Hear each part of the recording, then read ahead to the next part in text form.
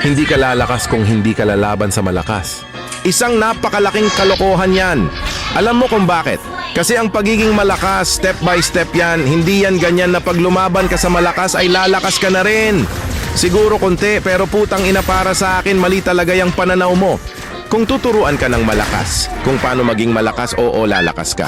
Pero kung lalabanan mo ang mga malalakas base lang dyan sa mindset mo, ay aba, mag-quit ML ka na lang na siraulo ka. Alam mo kung ano ang mangyayari sa'yo pag laging malakas ang mga kalaban mo. Lagi kang bogbog sarado, putang ina ka. Para mas maintindihan mong putang ina ka, magbibigay ako ng isang halimbawa.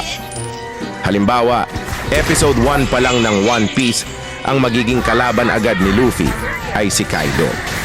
O putang ina ka, ano sa tingin mo ang mangyayari? Malamang sa malamang episode 1 pa lang wakas na ang One Piece. Naiintindihan mo na bang siraulo ka?